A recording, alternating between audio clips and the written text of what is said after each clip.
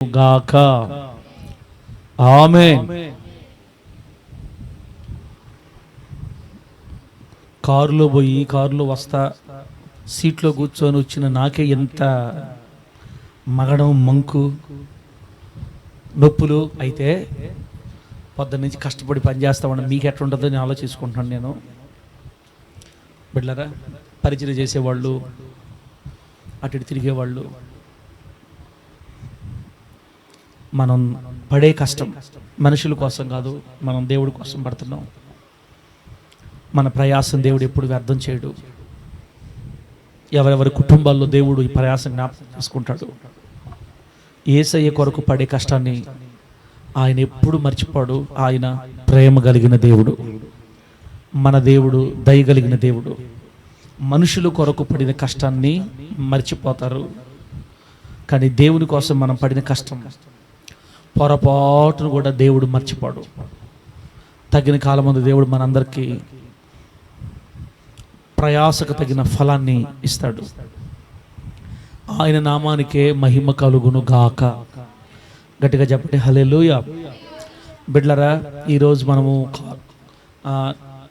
మీ సేవకుడిగా నేను కారుల్లో తిరగలుగుతున్నాము అంటే ఒకసారి నేను పడ్డ కష్టం జ్ఞాపకం చేస్తాను మీకు. ఆశీర్వాదం ఎప్పుడు కూడా ఓరకనే రాదు. డబ్బులు ఎవరికి ఊరికే రావు. చెప్పండి, డబ్బులు ఎవరికి ఊరికే రావు.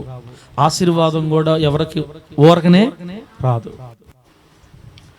ఈ కష్టంలో నుంచే, ఈ ప్రయాసంలో నుంచే రావాలి. చిన్న సైకిల్ మీద మమ్మీ సైకిల్ తీసిస్తే ఆ సైకిల్ తీసుకొని ముత్తుకూరుకి వెళ్ళాం. ప్రతిరోజు లేకపోతే 2 రోజులకు ఒకసారి, 3 రోజులకు ఒకసారి, ఒక్కోసారి రోజు సాయంత్రం పూట హవీలాని ముందు ఎక్కించుకొని, హవీలాని ముందు పెడల మీద ఎక్కించుకొని, పెడల్ అంటారు దాన్ని ఏమంటారన్నా బారు మీద హవీలాని ఎక్కించుకొని వెనక చిన్న మైక్ పెట్టుకొని వెళ్ళేవాళ్ళమి. ముత్తుకూరు సెంటర్లో కాలనీల్లో అటు తిరిగి సువార్త. అప్పుడు కొంతమంది అనేవాళ్ళు, నాకు చాలా ఆ మాటలు చాలా బాగా గుర్తున్నాయి నాకు. ఒకసారి ముత్తుకూరు మెయిన్ సెంటర్లో సువార్త చెప్తున్నాం. ఎక్కడైనా ముత్తుకూరు మెయిన్ సెంటర్లో సువార్త చెప్తుంటే నన్ను చూసి ఒక అతను ఏమన్నాడంటే, పాస్టర్ అమ్మ నిలబడుకోండి పక్కన. వయసు ఎంత నీకు? వయసు ఎంత? గాడిద ఎద్దులా ఉండవు చూసి దానికి. ఈదుల్లో నిలబడుకొని అడక్క తినడానికి బయలుదేరారు అందరు. సంచులు తగిలించుకొని అడక్క తినడానికి.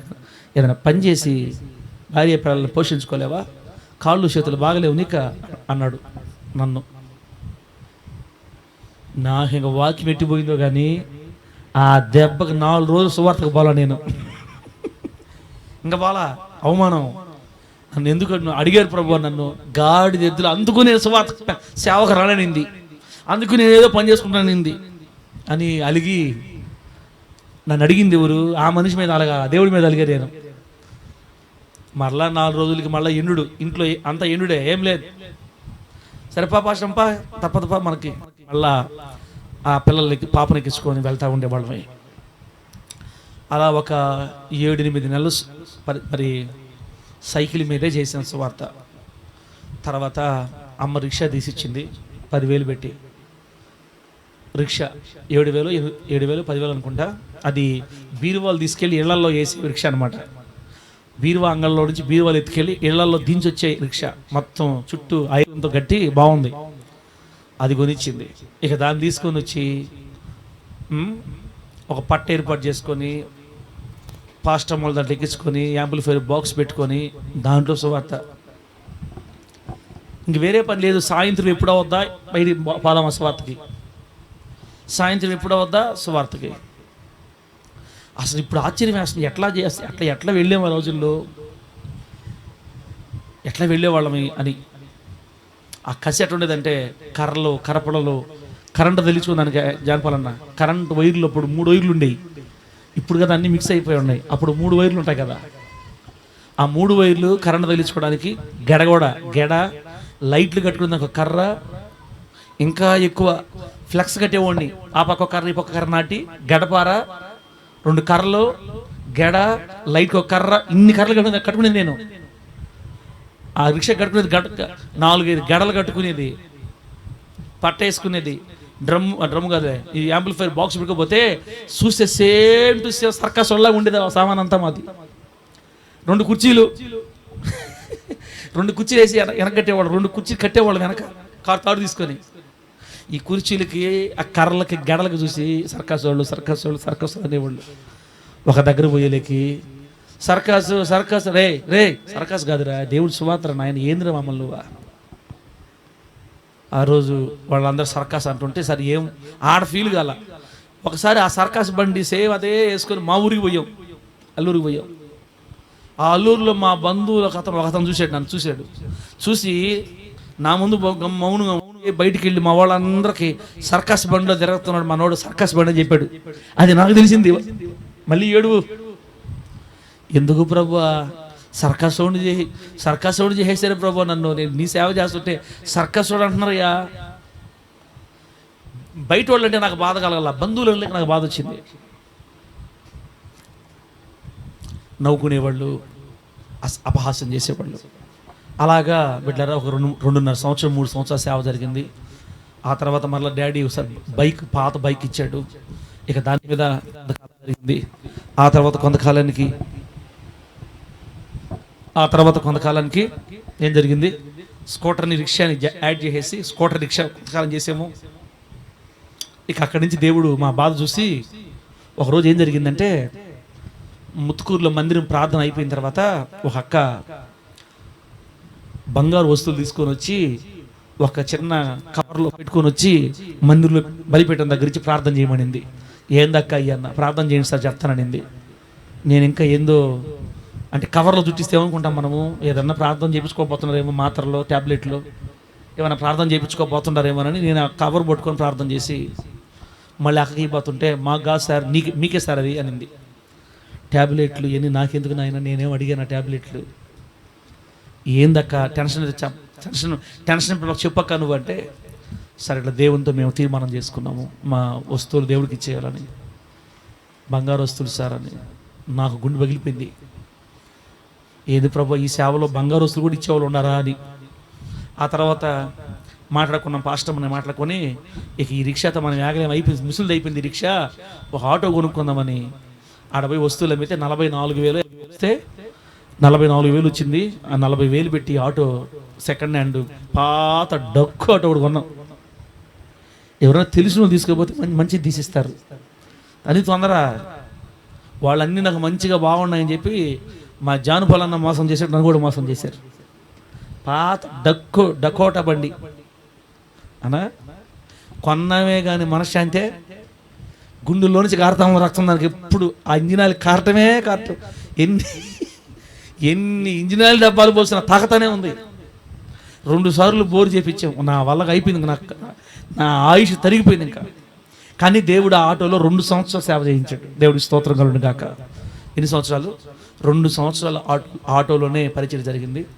ఆ తర్వాత కరెక్ట్గా అప్పుడు జానపలం ఉన్నాడు ఏమనుకుంటా, ఉన్నాడన్నా లేవా సరిగ్గా సింహపూర్ హాస్పిటల్ ముందు, అంటే మన హైవేలో సింహపూర్ హాస్పిటల్ సెంటర్ కింద దిగేమిట, గుండెల్లో నుంచి ఒక నరం ఊడి పడిపోయింది. దానికి ఇంకా పొగ వచ్చేసింది. మీరు చెప్తానండి, ముత్తుకూరు బిడ్డలు ఎంత మంచివాళ్ళు అంటే, ఆటో అంతా పొగ అయిపోయింది. వీళ్ళు పడ్డవాడు దిగి పరిగెస్తున్నారు. పాస్టర్ గారు ఎక్కడో చూసుకోవట్లా, ఎవరు పోతే మాకెందుకు, ముందు మేము దిగి వెళ్ళిపోవాలని. ఆ పొగ వచ్చేస్తే భయపడిపోయి నన్ను బండి వదిలేసి ఎల్లో, వాళ్ళందరూ దిగిన తర్వాత నేను దిగాల, నేను తోలేవాడిని, నేను వాళ్ళు దిగితే కదా నేను దిగుతానా. పాస్టర్ లాక్కి వెళ్తా ఉన్నారు, మా రామ నువ్వా రాము ఓయమ్మ మంటలు పొగ తీసి అందరూ బయటికి వెళ్ళిపోతే, ఆ తర్వాత ఏదో కొంతసారి ఆగింది. ఏందిరా సంగతి అంటే, ఈ ఇంజిన్ మొత్తం ఎండిపోయి లాస్ట్కి పొగ వచ్చేసి ఆ పెద్ద బోల్ట్ ఊడిపోయి చచ్చిపోయింది వేసినాము ఆ రోజుతో. ఇంక వేరే బైక్ని పిలిపించి బైక్కి తాడు కట్టి నేరుగా ఎత్తుకెళ్ళి సమాధి చేసేసాం 10,000కి. 8,000 కన్నా అంటే 10,000 కంటే ఎనప కొట్టుకు వేసాం దాన్ని. ఇంకా అయిపోయింది. వస్తువులన్నీ వాహనాలన్నీ అయిపోయినాయి, ఇప్పుడు ఏమి లేవు నా దగ్గర. ఆ అమ్మిన 10,000 కట్టి పల్సర్ బైక్ తెచ్చుకున్నాం అనమాట. అప్పుడు ఈ 10,000కి ఇంకో 10,000 యాడ్ చేసుకొని 19,000 ఎంత కట్టి మిగతా అంత ఈఎంఐ పెట్టుకొని పల్సర్ బైక్ తెచ్చుకున్నాము. ఇక అక్కడి నుంచి ఒక్కోటి దేవుడు సమకూరుస్తాను. ఇప్పుడు ఏడదా తీసుకొని వచ్చాడు అనమాట. కష్టపడకపోతే ఆశీర్వాదం మనకి రాదు. సేవలో కష్టపడకపోతే ఆశీర్వాదం రాదు. నీ జీవితంలో కూడా, మన వ్యక్తిగత జీవితంలో కూడా మనం కష్టపడకపోతే ఆశీర్వాదం రాదు. మనుషుల కొరకు కష్టపడటం ఒక ఎత్తు అయితే, దేవుడి కొరకు కష్టపడటం ఒక ఎత్తు. విశ్వాసులు మీరు కానీ, సేవకుడు కానీ, నేను కానీ, మనం అందరం కలిసి దేవుడి కోసం కష్టపడ్డాం అనుకో, ఎల్లాయిపాలెంలో మంచి మందిరాన్ని దేవుడు మనకిస్తాడే యేసునామములో. గట్టిగా చెప్పండి హల్లెలూయా. దేవుడు మంచి మందిరాన్ని రాబోయే రోజుల్లో మనకి ఈ ప్రాంతాలు ఆయన ఎక్కడ సెట్ చేశాడో, ఆయన ఎక్కడిస్తాడో ఆయన ఏర్పాటు చేస్తాడు. కష్టపడాలి. అలాగే కష్టపడుతున్నాం. మీరు కళ్ళు మూసుకుంటుండారు, నేను కళ్ళు మూసుకుంటుండా. నన్ను కానీ వదిలేరంటే ఇప్పుడు పొద్దున్న లేస్తా, ఇంకా అట్టుంది నా పరిస్థితి. ఇప్పుడు పట అంటుంది ఒళ్ళంతా, వేడి, నొప్పులు. ఇదంతా ప్రభు చూస్తున్నాడు మనకి. దేవుడి కోసం కష్టపడుతున్నాం కదా. కాబట్టి బిడ్డలారా, ఏందా ఈ కర్మ మాకు రాకపోతే అనుకుంటాడేమో అనుకోకూడదు. మనం నా దేవుని కోసం కష్టపడుతున్నా, నా దేవుని కోసం ఇంకా చేయాలి, ఇంకా ఏమైనా చేయాలి, ఇంకా ఏదైనా చేయాలి. అవసరం మధ్యలో కూడా అందుకోవాలి. నా ప్రభు పని ఎక్కడైతే అక్కడ వెళ్ళిపోవాలా. యోనా అన్నకి బైక్ రావాలన్నా, ఇంకా మన బిడ్డలు కొంతమందికి బైకులు కొనాలన్నా, మన బిడ్డలు ఇంకొంతమంది ఇంకా పైకి లేవాలన్నా, దేవుడు కృప చూపకపోతే మనం లేవలేము అంతే. దేవుడు మనకు కృప చూపాలంటే మనం దేవుడి కోసం పనిచేయాలి, కష్టపడాలి. కాబట్టి బిడ్డలారా, ఏదో ఆయన కృపను బట్టి కొద్దిగా కష్టపడి పనిచేయగలిగాం. ఇంకా చెయ్యాలి రాబోయే రోజుల్లో. మీరు నాతో పాటు కలిసి కష్టపడుతున్నారు. నాతో కలిసి ఈ సేవలో కష్టపడి ఏ బిడ్డను కూడా దేవుడు మర్చిపోడు యేసునామములో. గట్టిగా ఆమేనండి చెప్పండి, గట్టిగా హల్లెలూయా. రేపు మనకి దేవుడు బస్సు ఇస్తే, ఏమిస్తే, ఆగరా నాయన, ఏగలేకపోతున్నాను నీతోటి. నమ్మండి, దేవుడు మనకు రాబోయే రోజుల్లో వ్యాన్లో, బస్సులో ఇస్తే అప్పుడు మిమ్మల్ని అందరిని తీసుకొని నేను టూర్కి తీసుకోపోతాలే. కష్టపడుతున్నారు కాబట్టి మీరు దేవుడి కోసం టూర్కి పోదామన్నా. ఎక్కడికే టూర్ కంటే ఎక్కడ చెప్పు, అరకు, విశాఖపట్నం, అరకు అటు తీసుకోపోతా. దానివల్ల మీరు కష్టపడుతున్నారు కాబట్టి. పెద్ద పెద్ద పాస్టర్లు అంట అందరిని కాదు, విశ్వాసాలు అందరిని కాదు, కష్టపడేవాళ్ళని, సేవ కోసం కష్టపడేవాళ్ళని, కొంచెం ఆత్మీయులుగా ఉండి కష్టపడే వాళ్ళందరినీ తీసుకొని ఈ పెద్ద పెద్ద సేవకులు టూర్లు తీసుకోబోతుంటారు. ఏం ఓళ్ళేనా, మనం కూడా పోదాం దేవుడు ఇచ్చినప్పుడు. ఇప్పుడు కాదులే, ఏమన్నా దేవుడు మనకి బస్సు ఇచ్చినప్పుడు ఖచ్చితంగా ఇస్తాడు. మనల్ని ఆ స్థితికి దేవుడు లేపుతాడు. ఆమెను చెప్పండి గట్టిగా. మన ప్రయాస వ్యర్థం కాదు. ఆయన కొరకు పడాలి, ఇంకా ప్రయాసపడాలి, ఇంకా కష్టపడాలి, ఇంకా చేయాలని ఆసక్తి ఉంది. కానీ ఇప్పుడు మిమ్మల్ని ఎవరు రమ్మన్నారా, మీకు ఎవరు ఇచ్చారా అంటున్నారు. ఇప్పుడు బయటికి పోదామంటే అదొక పెద్ద టెన్షన్ అయింది. సరే, అయినా ప్రభు కోసం మనం పోరాడాలి, ప్రాకులాడాలి. రాబోయే రోజుల్లో మనందరూ కలిసి ఇంకా దేవుని కోసం కష్టపడే కృప ప్రభు మనందరికి అనుగ్రహించును గాక. గట్టిగా చెప్పండి హల్లెలూయా. బిడ్డలారా, మరి వాక్యంలోకి వెళ్దాం. నేను ఇందాక వచ్చేటప్పుడు ఆలోచిస్తూ ఉన్నా, ప్రభు బిడ్డలకి ఏం చెప్పాలి అక్కడ అంటే, దేవుడు నాకు ఒక మంచి ఆలోచన. ఏం ఆలోచన అంటే, భార్యాభర్తల గురించి చెప్పమని చెప్పాడు దేవుడు నాకు. భార్యాభర్తల గురించి, కుటుంబం గురించి చెప్పమని ఒక ప్రేరేపణ దేవుడిచ్చాడు. ఎందుకు కుటుంబం గురించి చెప్పాలి, భార్యాభర్తల గురించి ఎందుకు చెప్పాలి అంటే, దేవుని బిడ్డలారా, ఎందుకు చెప్పాలి అంటే, ఈ రోజున చాలా కుటుంబాల్లో మనశ్శాంతి లేదు. ఇస్తారక్క, దేవుని బిడ్డల కుటుంబాల్లోనే భార్యాభర్తల గొడవలు జరుగుతున్నాయి. ఏం జరుగుతున్నాయి? గొడవలు జరుగుతున్నాయి. అనుమానాలు ఎక్కువైపోయింది సంఘములో ఉన్న బిడ్డల కుటుంబాల్లో. మన సంఘం కాదు, సహజంగా యేసుక్రీస్తు నమ్ముకున్న అనేక మంది కుటుంబాల్లో ఇప్పుడు భార్యాభర్తల మధ్య అనుమానాలు ఎక్కువైపోయాయి. ఏ గొడవలు వచ్చినా ఇబ్బందులు ఉండదు, కానీ అనుమానపు గొడవలు వచ్చినాయి అంటే తట్టుకోవడం కష్టం. స్త్రీ మీద పురుషుడికి వచ్చినా, పురుషుడి మీద స్త్రీకి వచ్చినా ఇబ్బందే. కుటుంబంలో భార్యాభర్తలకి సమాధానం లేదు. ఇప్పుడు 24 గంటలు తగాదాలు అయిపోయినాయి. ఒకరికొకరు మాటలు లేవు. కుటుంబ వ్యవస్థ చిన్నాభిన్నం అయిపోతుంది. తర్వాత ఇల్లు చక్కదిద్దుకోకుండా మనం సమాజాన్ని ప్రభావితం చేయలేం. క్రైస్తవుడు ముందు ఇంట్లో గెలవాలన్నా ఫస్ట్. ఎక్కడ గెలవాలి? ఎక్కడో దగ్గర కానీ అనబకండి. ఎక్కడ గెలవాలి? ఇంట్లో. ఇంట గెలిచి రచ్చ గెలవాలా. అర్థమైతే గట్టి అడిలో చెప్పు. ఉన్నాక భలే భలే ఊరికే నీరసం అన్నానని బాగా నీరసం అయిపోతే అట్టా. నీకేమో సార్ మైకులో సౌండ్ బాగా వస్తుంది, మేము యాడ్ చెప్పాను నీతో పాటు. ఇంట గెలిచి రచ్చ గెలవాలి అని చెప్పింది వాక్యం, మరి సామెత. నిజమే, ఇంట్లో గెలవాలి ఫస్ట్. ఇంట్లో బాగుండాలి, ఇంటి సాక్ష్యం బాగుండాలి. భార్యాభర్తలు బాగుంటేనే వాళ్ళ నోటితో ఒక మాట చెప్తే అందరూ వింటారు. భార్యాభర్తల మధ్య సమాధానం, క్షేమం, ఆరోగ్యం ఉంటేనే ఇతరులతో మనం మాట్లాడగలుగుతాం. చెప్పినా మన సాక్ష్యం చెల్లద్ది. బిడ్డలారా, ఈరోజు చాలా కుటుంబాల్లో సాతాను గడు దాడి చేసి భార్యాభర్తల మధ్య అగాధాలు సృష్టించి మనశ్శాంతి లేకుండా, నెమ్మది లేకుండా పైకి నవ్వుకుంటున్నారు కానీ లోపల చాలా బాధలు ఉన్నాయి. అలా ఎందుకు జరుగుతుంది, అలా ఎందుకు జరుగుతుంది అని మనం ఆలోచిస్తే ఒకసారి మనం ఏం చేయాలంటే బిడ్డరా, ఒకసారి ఆయన వాక్యాన్ని ధ్యానం చేయాలి. ఆయన వాక్యాన్ని ధ్యానం చేయాలి.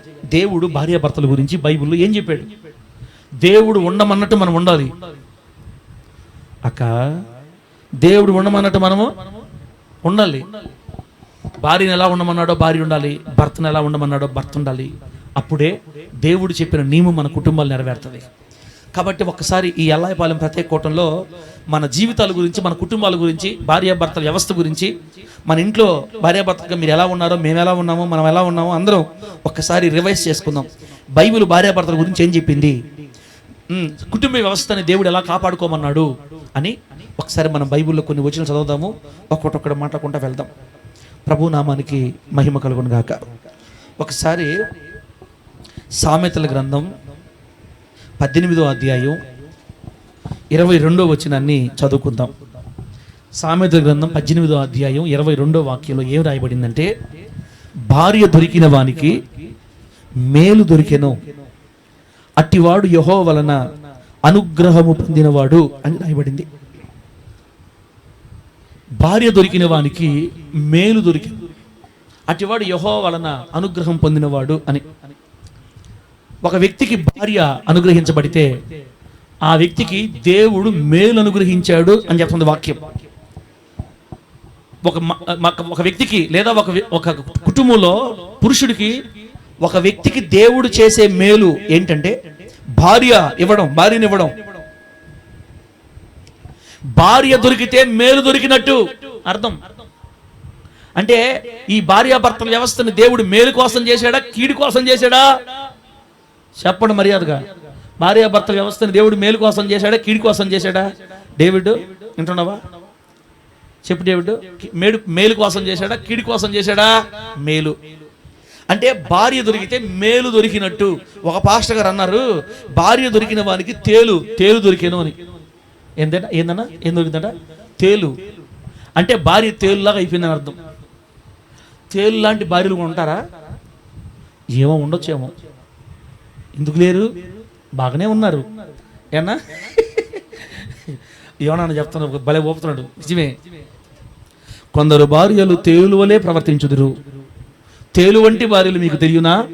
తేలు ఏమి చేయను, జానపలాన గారు ఏమి చేయను, తేలు ఎప్పుడు కుట్టుచుండును.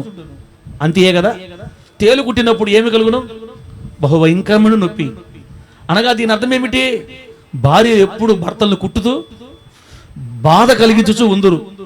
భార్యలు ఎప్పుడు భర్తలు ఏడిపించుచుందరు, కుట్టుచూ ఉందరు.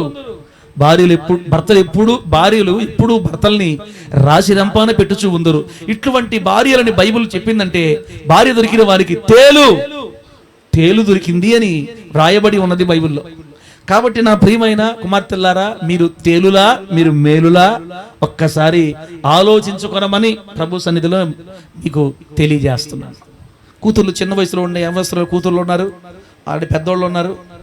ఎవరెవరైనా భర్తలు ఉండేవాళ్ళు ఏనండి మర్యాదగా మనము మన భర్తకి మేలుగానే ఉండాలి. అది వాక్యం చెప్పింది మనకి. ఎట్లుండాలన్నా భార్య భర్తకి ఎట్లుండాలి? మేలు. నీ వల్ల నీ భర్తకి మేలే కలగాలని వాక్యం చెప్పింది.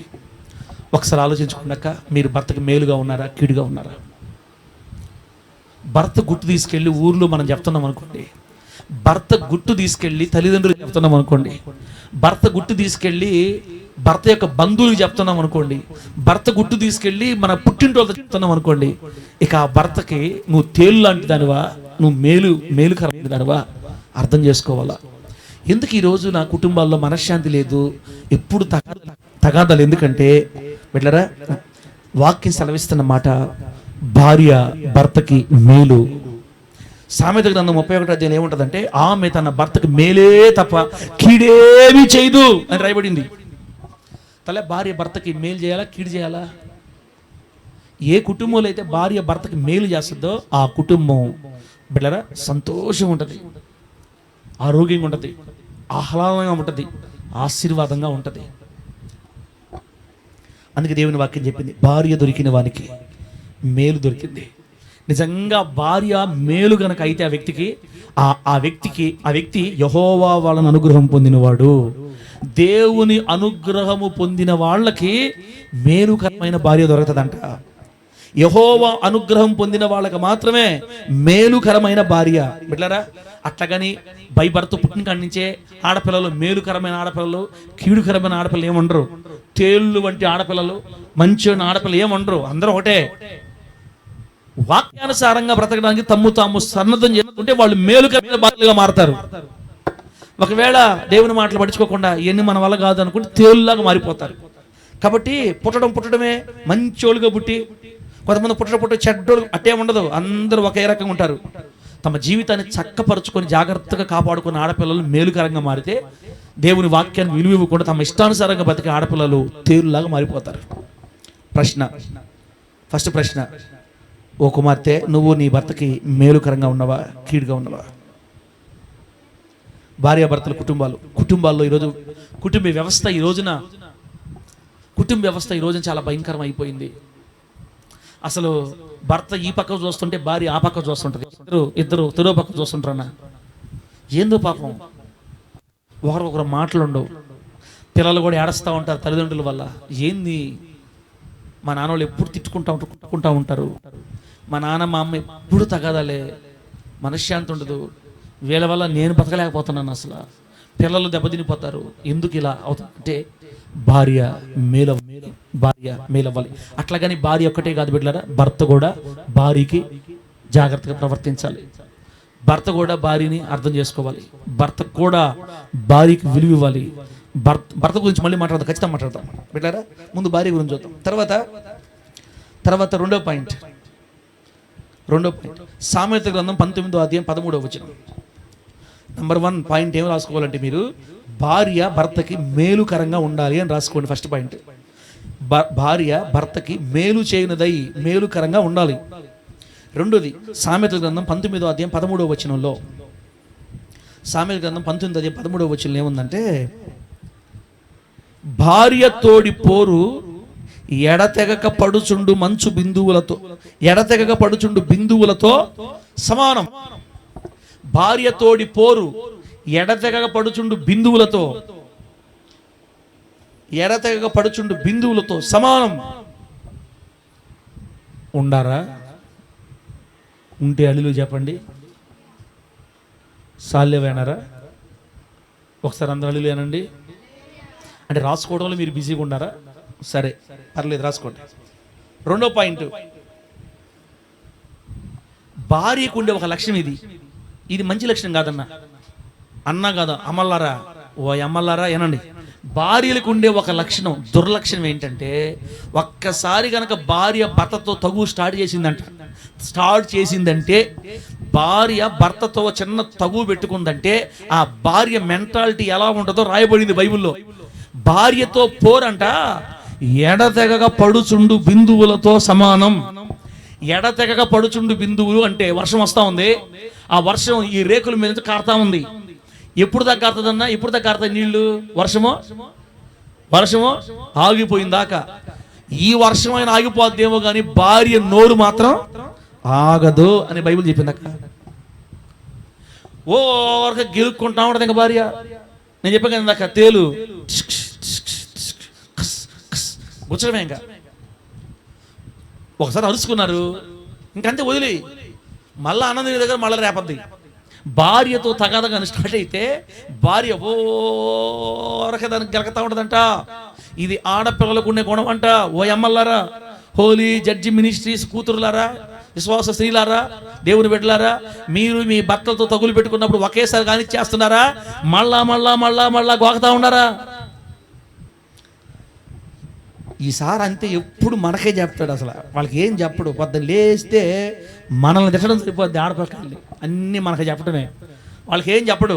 అమ్మా, నీ కూతురికి పెళ్ళి రేపు అల్లుడు వస్తే అల్లుడు తిడతావా, కూతురు కూతురుతావా? నా బాధలు మీకు అర్థమైనాయి అమ్మలారా? అల్లుళ్ళు వచ్చినప్పుడు అల్లుడిని తిడతారా, కూతురు చెప్పుకుంటారా బుద్ధి? ఎవరు మాట్లాడతారా? నా మాటలు ఎవరికి అర్థమవుతున్నట్లేవు. దేవుని నామానికి మహిమ కలుగును గాక. చెప్పడం గట్టిగా హల్లెలూయా. రేపు కూతుర్లకు పెళ్ళైతే అల్లుడు వస్తే ఏదన్నా తేడా జరిగి కూతురికి అల్లుడు తగాదా పడితే ఎవరైనా దమ్ముంటే అల్లుడిని కింద పడేసి కొట్టేవాళ్ళు ఎవరైనా ఉన్నారా?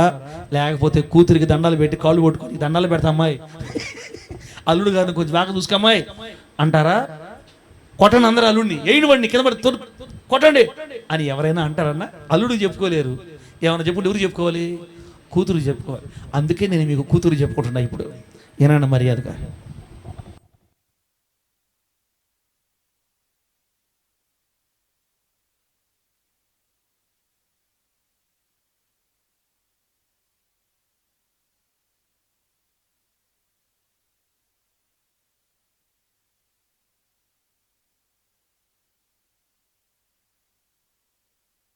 మేలుకరంగా ఉండాలి. భార్య భర్తకు మేలే చేయాలి, కీడు చేయకూడదు. నంబర్ 2, కుటుంబ వ్యవస్థ ఆశీర్వాదకరంగా. క్రైస్తవులు తమ ఇంట గెలవాలంటే రెండోది, భార్య ఎప్పుడు ఒక చిన్న తగాదని రోజు దాన్ని గోక్కుంటా మళ్ళా లేపుతా మళ్ళా గుర్తు చేస్తా, మళ్ళా తొగువు మళ్ళా ఈ విధంగా 24 గంటలు టైం దొరికినప్పుడల్లా భర్తను గోకతా ఈ ఎడతెగగా పడుచుండే బిందువుల్లాగా, నీటి బిందువుల్లాగా ఓరగా గొడవ వేసుకునే బుద్ధి యేసునామములో ఇప్పుడే నశించిపోవును గాక. ఏం బావాలన్నా? నశించిపోవాలా బుద్ధి. ఒకసారి తగాద వేసి అయిపోయింది, చాలు. ఇంకా మళ్ళీ అన్నం పెట్టేటప్పుడు ఏంది నిజం చెప్పు, ఏడకపోయిండవా? నిజం చెప్పు, ఏడకపోయిండవా? నిజమే వాళ్ళింటికి వెళ్ళలేవా? లేకపోతే మీ ప్రియురాలు ఉందే, మాజీ ప్రియురాలు ఉందే, నీతో ఫోన్లో మాట్లాడుతుందా, ఆ మనిషి దగ్గరికి ఫోన్ ఏం చేసావా? ఏడపోయి చెప్పు. ఏమోలే ఈ మధ్య. ఇదిగో మర్యాద చెప్తున్న కూతుర్లారా, ఊరికే అయిపోయిందాన్ని మళ్ళీ లేపుకుంటా ఉన్నావంటే నీవు ఇంట్లో ఓడిపోతావు బిడ్డ. నువ్వు ఎప్పుడైతే ఇంట్లో ఓడిపోతావో యేసయ్య కొరకు ఒక్కరిని కూడా నువ్వు ప్రభావితం చేయలేవు. ఇంట గెలవాలి యేసునామములో. ఇంట గెలవాలి అంటే దాని అర్థం ఏంటంటే తగులు పెట్టుకునే బుద్ధి.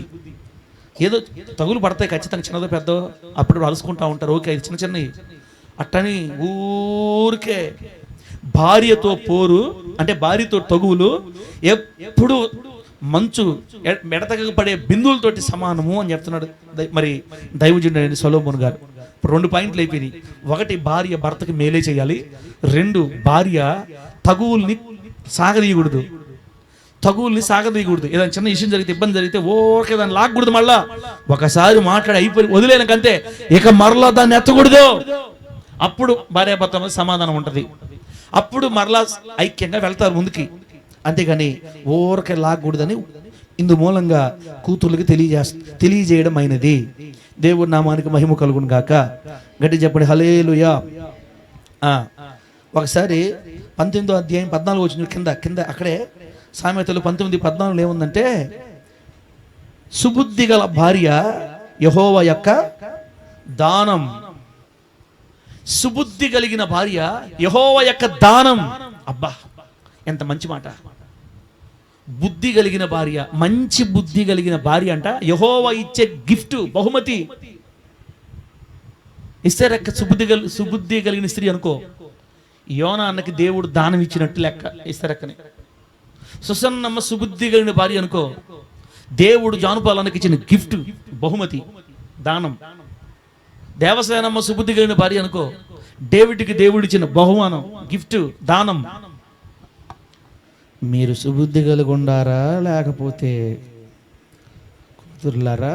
ఆలోచించుకోండి ఒకసారి. సుబుద్ధి మంచి బుద్ధి కలిగిన భార్య. బా, ఎవరు పుడతానే మంచి బుద్ధితో పుట్టరు, అలవాటు చేసుకోవాలి. వాక్యానుసారంగా నడవడానికి ప్రాక్టీస్ చేయాలి, అణుచుకోవాలి, కోపాన్ని తగ్గించుకోవాలి, భర్తను అర్థం చేసుకోవాలి, ఓర్చుకోవాలి, సహించాలి, దేవునితో చెప్పుకోవాలి, కన్నీళ్లు విడవాలి, ప్రభు దగ్గర మనం వ్యాజ్యమాడాలి, దేవుని సహాయం ద్వారా భర్తను మార్చుకోవాలి, పిల్లలు మార్చుకోవాలి, కుటుంబాన్ని కట్టుకోవాలి, సమాజంలో కుటుంబం ఒక విలువ తేవాలి. అది స్త్రీ ద్వారా మాత్రమే సాధ్యమవుతుంది. దేవునికి స్తోత్రం కలుగును గాక. ఒక ఇల్లు కట్టబడాలంటే స్త్రీ తప్ప ఎవరు ఇంటినే కట్టలేరు. అందుకే దేవుడు చెప్పాడు, జ్ఞానవంతురాలు తన ఇంటిని కట్టుకుంటుంది. జ్ఞానవంతురాలు అయితే తన ఇంటిని కట్టుకుంటుంది, మూర్ఖురాలు అయితే తన చేతులతోనే తన ఇంటిని ఓడబెరికేస్తుందని రాయబడింది బైబిల్లో. కాబట్టి దేవుని బిడ్డలారా, మీరు ఎట్లా ఉండాలంటే సుబుద్ధి కలిగిన భార్య. సుబుద్ధి కలిగిన భార్య అంటే మీరు యెహోవా యొక్క దానం. యెహోవా దేవుడు మిమ్మల్ని ఒక పురుషుడికి దానంగా ఇచ్చినట్టు లెక్క. నువ్వు మంచి బుద్ధి కలిగిన భార్య అయితే, మంచి బుద్ధి కావాలక్క మనకి. ఇంట్లో స్త్రీలు గెలవాలంటే, భార్యాభర్తలు గెలవాలంటే మంచి బుద్ధి కలిగిన భార్యలు కావాలి. మంచి బుద్ధి, చెడ్డ బుద్ధి కాదు, మంచి బుద్ధి. మంచి బుద్ధి కలిగిన భార్య అంటే ఎన్నో విషయాలు చెప్పుకోవచ్చు, మీకు తెలుస్తుంది. మీకు అవి పెద్ద విషయాలు ఏం కాదు. కాబట్టి చెల్లెల, అమ్మ, అక్క, మీరు మంచి బుద్ధి కలిగిన భార్యలుగా మారాలని ప్రభు కోరుకుంటున్నాడు. దేవుని నామానికి మహిమ కలుగును గాక. ఇంకా ముందుకు పోతే సామెత గ్రంథం 27 ఏంటండి? సామెత గ్రంథం 27 అధ్యాయం 15వ వచనం. సామెతలు 27:15లో ఉంది. అక్కడ ఒక భార్య ఉంది. ముసురు దినమున ఎడతెగక కారు నీళ్లును గయ్యాళి అయిన భార్యయు సమానము. ఏ భార్య? గయ్యాళి అయిన భార్య. ముసురు దినమున ఎడతెగక కారు నీళ్లును గయ్యాళి అయిన భార్యయు సమానం. ముసురు దినము అంటే మేఘాలు ముసురుకుని వర్షం మోపు కురుస్తుంది అనుకో, పెద్ద వర్షం కురుస్తుంది అనుకో, ఇక నీళ్లు కారుతానే ఉంటాయి. ఇక అది ఆగేది ఉండదు. ఆ వర్షం ఆగిపోయిందాక ఆగేది ఉండదు, కారుతా ఉంటాయి. సేమ్ భార్య కూడా, గయ్యాళి అయిన భార్య కూడా ఎప్పుడు ఇంట్లో గొడవే, ఏదో ఒక చిన్న గొడవ, ప్రతిదానికి గొడవ లేని రోజు ఉండదు. ఇట్లాంటి కుటుంబాల్లో పిల్లలు తొందరగా చెడిపోతారన్న. భార్యాభర్త ఎక్కువగా అరుచుకుంటా ఉంటే పిల్లలు క్యారెక్టర్ చెడిపోద్ది. గుర్తుపెట్టుకోండి, పిల్లలకి మంచి ప్రవర్తన రాదు. పిల్లలు త్వరగా బిడ్డలారా చెడు త్రోవల్లో పడిపోయే అవకాశం ఉంటుంది. ఒక చెల్లెలు చిన్న వయసులో పెళ్లి చేసుకుంది. అంటే 15 సంవత్సరాలకి పెళ్లి చేసుకుంది ప్రేమించి. నాకు తెలిసిన అమ్మాయి 15 సంవత్సరాలు అంటే హవీలా కంటే చిన్నది. అమ్మ, చెల్ల, పాప, ఈ వయసులో నువ్వు పెళ్లి చేసుకోవటం ఏందమ్మా, ప్రేమించి పెళ్లి చేసుకోవటం ఏంది? 15 సంవత్సరాలకి నీకేం తెలుసు? 15 సంవత్సరాలు పెళ్లి చేసుకొని 17 సంవత్సరాలకి ఫస్ట్ బిడ్డ పుట్టాడు, 18 సంవత్సరాలు రెండో బిడ్డ పుట్టేశాడు, 19 సంవత్సరాలకు మొత్తం ఆపరేషన్ అయిపోయింది. చిన్న వయసులోనే పిల్లలు పుట్టేశారు. ఏమ్మా ఇట్టా అంటే ఆ చెల్లి ఏం చెప్పిందంటే, సార్, మా నాన్న మా అమ్మ ఎప్పుడు తిట్టుకుంటూ ఉంటారు. మా నాన్న మా అమ్మ ఏ రోజు కూడా సమాధానంగా ఉన్నట్టు నాకు జ్ఞాపకం లేదు. వాళ్ళు కొట్టుకొని తిని తాగటమే సరిపోయింది వాళ్ళ జీవితంలో. ఇక నాకు పెళ్ళి ఏం చేస్తారు నాకు అర్థమయ్యి, వీళ్ళు నాకు పెళ్లి చేసేటట్టు లేరని నేనే ఎవరో ఒకరిని చూసుకొని నేనే ఇష్టపడి వెళ్ళిపోయాను సార్. పెళ్లి కూడా లేదు సార్ మాకు, వెళ్ళిపోయాం మేము. చూసారా, తల్లిదండ్రులు ఎప్పుడు కొట్టుకుంటా, అరుచుకుంటా, గలబాలు చేసుకుంటా అవమానకరంగా ఉండేసరికి ఆ ఆడపిల్ల ఈ ఇంట్లో ఉండి బాధ భరించే కంటే ఎవడో ఒకరితో పోయి నా జీవితం ఇక్కడి నుంచి వెళ్ళిపోతే మంచిది నాకని చిన్నపిల్ల, 15 సంవత్సరాల ఆడపిల్ల పెద్ద తీర్మానాలు తీసుకొని పెద్ద డెసిషన్ తీసుకుంది. 19 సంవత్సరాల కల్లా ఏం లేదు, ఇంకోంతా ముసలిదానిలాగా అయిపోయింది. ఇప్పుడు పాపం నేను అయిపోవడానికి కారణం మా అమ్మ నాన్న సార్, తగాదాలు సార్ అని. బిడ్డలారా, గయ్యాళి తత్వం భార్యకి పనికిరాదు. గుర్తుపెట్టుకోండి, భార్యకి గయ్యాళి తత్వం ఉండకూడదు. ఆడపిల్ల అణుకువగా ఉండాలని చెప్తుంది వాక్యం. ఆడపిల్ల ఎట్లా ఉండాలన్నా? అణకువ అంటే నెమ్మది, ఓపిక, ఓర్పు, సహనం. భర్త కాస్త నోటు చేసి అరిచినా కూడా భార్య సర్దుకోవాలి, ఓపిక పట్టాలి, ఓర్పు పట్టాలి. ఎందుకంటే స్త్రీయే కుటుంబాన్ని కట్టగలుగుతుంది. స్త్రీ కుటుంబాన్ని కట్టే స్త్రీయే నోరు తీసుకుని అరిచి కేకలేసి రోడ్డు మీకు వచ్చిందంటే ఇంకా ఇల్లు కట్టేది ఎవరు? కాబట్టి నా ప్రియమైన దేవుని పిల్లారా, గయ్యాళి అయిన భార్యగాను ఉంటే దేవుడు చాలా బాధపడతాడక్క. భర్త మీదే కాదు, పక్కింటి వాళ్ళ మీద కూడా ఓరికే లేసేయకూడదు మనం తగులకి. మనం దేవుని బిడ్డలమి. గయ్యాళి నోరేసుకొని అందరి మీదకి వెళ్ళిపోకూడదు తగులుకి. నన్ను ఎందుకు అంటావు, నువ్వెంత, నీ బతుకెంత, నన్నేది నువ్వు అనేది అని అన్నామంటే, అరిసామంటే రోడ్ల మీద, ఇంక చర్చికి ఎవరు వస్తాం, అంత ఎవరు వస్తారన్నా, వస్తారా? నువ్వు పోయా తల్లే, ముందు మీరు చూసుకోండి మీ సంగతే. మీ పాస్టర్ వాక్యం చెప్పిన చెప్తుంటాడు, మీ పాస్టర్ మీకు చెప్పేది ఇంత బూతులు అరసనం ఏంది, నేనేమన్నాను కాబట్టి అని పక్కింటి వాళ్ళే మన విలువ తీస్తారు, ప్రభు దగ్గర రారు మన వల్ల. నా ప్రియమైన దేవుని పిల్లలారా, అమ్మలారా, గయ్యాళి తత్వం అనేది క్రైస్తవుల లక్షణము కానే కాదు. గయ్యాలంటే ఊరికి తగులు, కేకలు, ఇంట్లో కేకలు ఈదులు కనపడుతూ ఉంటాయి. వాళ్ళ ఇంట్లో తగులు పడుతుందరా అని ఊరికి అర్థమైపోద్ది ఊరంతా. దయచేసి అలా చేయపకండి తెల్ల, పొరపాటు కూడా చేయపకండి. ఎందుకు తగాదలు పడుతుందని ఆలోచించుకోవాలి. భార్య తప్ప, భర్త తప్ప? ఒకవేళ భర్త తప్పు అయితే భార్య కాస్త ఓపిక బట్టి, సహనం పెట్టి ప్రార్థన చేయాలి. ఒకవేళ భార్య పొరపాటు చేస్తుంటే భర్త ఓర్చుకోవాలి, తగ్గాలి. దేవుని మహిమ కొరకు మనం అన్నీ బయటికి రాకుండా జాగ్రత్త పడాలి. నా సంగతి చెప్తా, ఏనండి ఒక మాట చెప్తా, నా సంగతి చెప్తా, ఎందుకు మీరు ఫీల్ అవుతారు మీ గురించి చెప్తే. ఎందుకంటే నేను మీ గురించి చూడలేదు, నా గురించి చెప్తానేనండి. మా ఇంట్లో అరిసేది ఎవరురా అంటే, ఎక్కువ అరిసేది ఎవరంటే, ఎవరు చెప్పాను జానపాలన? మా ఇంట్లో తొగుబడిందంటే అరిసేది ఎవరంటే పాస్టర్ అమ్మ అని చెప్తే మీరు అసలు నమ్మరు కదా. పాస్టర్ అమ్మ నన్ను అరసద్ది అని చెప్తే, అబద్ధం చెప్పాక సార్ దేవుడు ఒప్పుకోడు అంటారు మీరు. నిజమే, అబద్ధం లేదు, నిజమే. ఏదన్నా కేకలు పెట్టి అరిసేది ఇంట్లో నేను ఒక్కడనే. చిన్న చిన్నదానికి ఎర్రి కేకలేస్తుంటా. నేను ఏదన్నా కేకేసే వాళ్ళు ముందు హవిలో వస్తుంది నా దగ్గరికి. ఏంది ఎగస్ట్రాలు చేస్తున్నావు, ఆపో అంటది. ఏయ్, నా కడుపులో పుట్టి నన్ను అంటావు నువ్వు? ఏనా ఎవరిని? కూతుర్ని. కోపంతో కూతుర్ని ఒకటిస్తా, మా ఇద్దరి మధ్య నువ్వు ఎందుకు వచ్చావు, నేనే అరస్తా ఇంట్లో బాగా. నా సౌండ్ పెరిగిందంటే పాస్టర్ మీకు ఎటైపోతుంది తెలుసా? పిల్లి చూసారు ఎప్పుడన్నా? పాలు తాగిన పిల్లి అన్నా, పాలు తాక ముందన్నా అది అరస్తుంటది, మ్యావ్ మ్యావ్ అంటుంటది. పాలు తాగిందనుకో, నేను అసలు తాగల, నాకు సంబంధం లేదన్నట్టు అసలు అరవదు. పాస్టర్ మీద నా నోట్లో మాట అంటే ఒకటి తగిలిద్దామని ఉండేది అప్పట్లో. ఇప్పుడు కాదులే, అప్పట్లో ఒక్కడ తగిలిద్దాం ఆయన. ఈ మనిషి ఏం అనట్లేదండి, ఏం మాట్లాడుతుంది, ఒక మాట మాట్లాడి పొడుస్తా, మాట్లాడదా కదా పొడిచేదానికే. ఇంకా సైలెంట్ అయిపోద్ది అంతే, అట్ట అయిపోద్ది అంటేనా. ఇంకా నేను మళ్ళీ కూలి అయిపోయి మామూలుగా మాట్లాడిన దాకా నోరు తెరవదు. సైలెంట్ మౌనంతోనే చంపేస్తుంది నన్ను.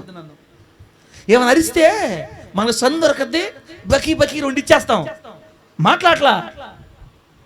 ఫస్ట్ అనుకునేవాడిని యాక్షన్ చేస్తుందని, కానీ తర్వాత నాకు అర్థమైంది, ఈ అమ్మాయి వాక్యాన్ని నెరవేరుస్తుంది. భర్త కోపం వచ్చినప్పుడు భార్య తగ్గిపోయి మౌనం అయిపోవాలా. ఒక్కోసారి భార్య, కొన్ని కుటుంబాల్లో భార్యలు గెట్టోళ్ళుగా ఉంటారు, భర్త కొంచెం సైలెంట్ అవ్వాలా ఖచ్చితంగా. అన్ని సందర్భాల్లో కాదు, కొన్ని సందర్భాల్లో తగ్గితే ముందు గాలివాన ఆగిపోద్ది. ఏనా ముందు గాలివాన పెంచాలా, ఆపేయాలా, ఆ తగ్గిచేయాలా. అప్పుడు హవిలో ఏమంటదంటే, ఆ మీటింగ్లో వచ్చి పోతే చాలు మమ్మే, ఈ డాడీ మీటింగ్ వచ్చి పోవాలి ఇంట్లో నుంచి మనకి. ఒకసారి ఏం చేశారంటే, మీటింగ్లో వస్తే పోతున్నా ఉండు మా, మీకు నేనంటే అరస్తున్నాను కాబట్టి నేను పోతున్నా ఉండని 2 రోజులు పోయి ఫోన్ కూడా ఎత్తలా నేను. ఏడుపు మలుకున్న తర్వాత ఆ వాట్సాప్లో ఏడుపులు బొమ్మలు పెడుతుంది.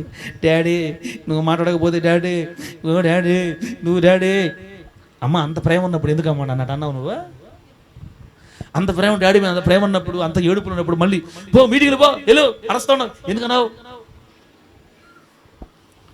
నేనేం చెప్తున్నానంటే, స్త్రీ గయ్యాళి తత్వం ఉంటే ఆ ఇంట్లో ఎప్పుడు తగులే. పురుషుడు కాస్త ఏదో బయట తిరిగి కొంచెం కోపం వచ్చింది అట్టని నేను పురుషులు ఎప్పుడు అరవాలి, భార్యలు ఎప్పుడు తగ్గుండాలని చెప్పట్లేదు. కానీ ఎక్కువగా ఓర్పు సహనం స్త్రీలకు ఎక్కువ దేవుడు ఇచ్చాడు కాబట్టి, తగువ పడుతున్నప్పుడు దాన్ని ఎలా తగ్గించాలా, ఎలా చేస్తే కూల్ అయిపోతాడా, ఎలా చేస్తే ఇతను కంట్రోల్ అయిపోతాడా అని గుర్తుపట్టి దాన్ని మనం చేయాలా. ఒక్కోసారి నేను బిడ్డారా ఇంకా ఎక్కువ అరసం అనుకోండి, ఇంకా బేరసారాలు స్టార్ట్ చేస్తుంది నాతోటి. బేరాలు స్టార్ట్ చేస్తుంది. ఏం చేస్తుంది అన్న జానపద? బేరాలు ఆడద్ది. అయ్యా నేను అట్ట అనలేదయ్యా, దానికి అర్థం అది కాదయ్యా, నేను నీకు అట్ట అన్నాను అనుకో, నువ్వు అటు అరిస్తే నాకు భయం వేస్తుంది.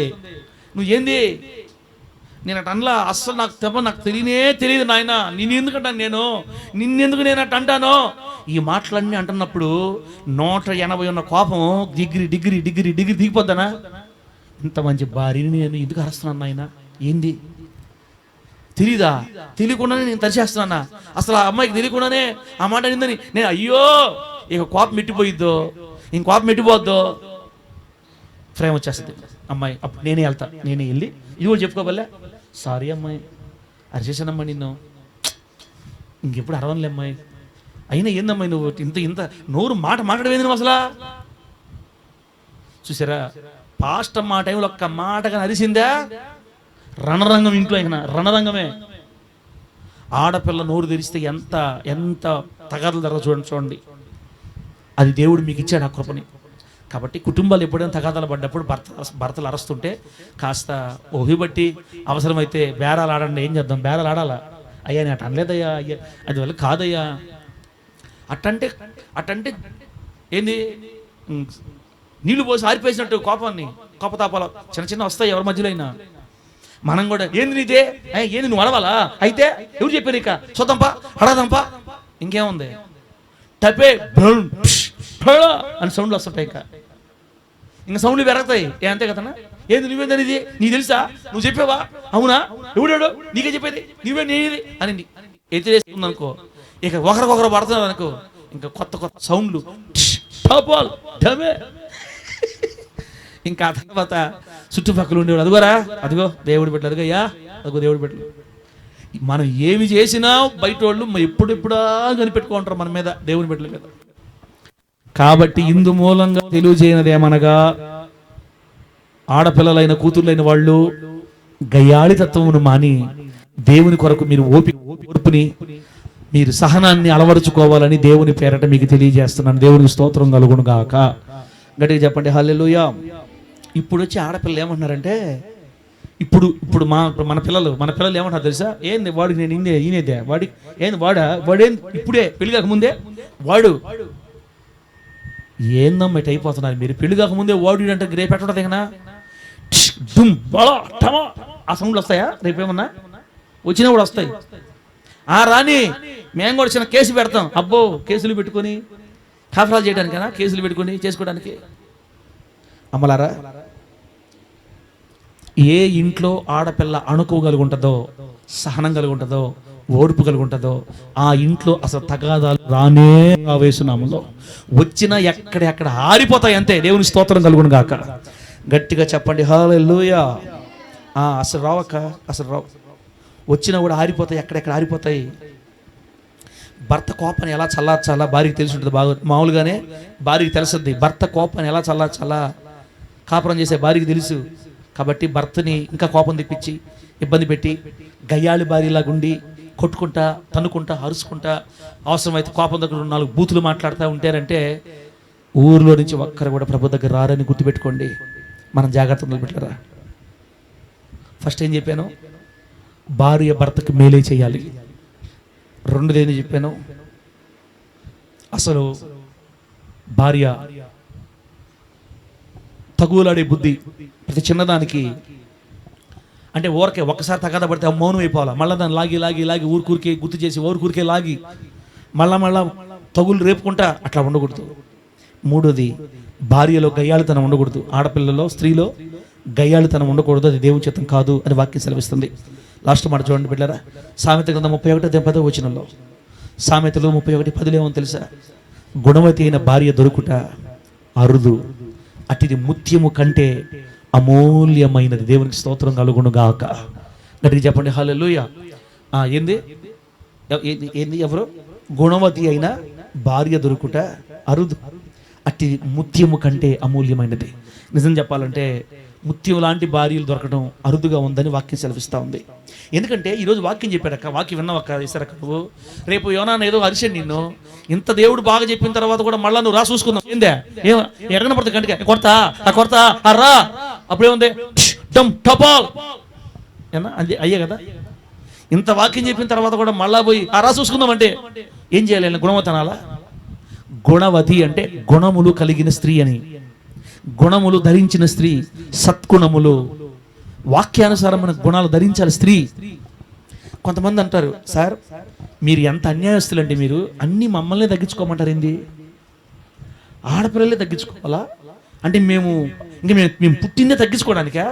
అంటే మీరు ఎన్ని తప్పులు చేసినా మేము తగ్గించుకోవాలా? అంటే మీరు ఎన్ని రకాలుగా చేసినా కూడా మేమే ఎదగాల? ఏమి న్యాయం ఇది? అసలు నువ్వు పాస్టర్వేనా, సైతాన్కా బేట అని పైకి తిట్టకపోయినా లోపల మాత్రం నన్ను కొంతమంది కూతుర్లు తిట్టుకుంటుంటారు. ఇప్పుడు ఏనా లేక తిట్టుకుంటున్నామో, అన్నీ మమ్మల్ని తగ్గించుకోమంటాడేంది ఈ పాస్టర్? మమ్మల్ని తగ్గించుకోమంటాడు, మాకేం అవసరం? మేము వాళ్ళు తగ్గించుకోరా?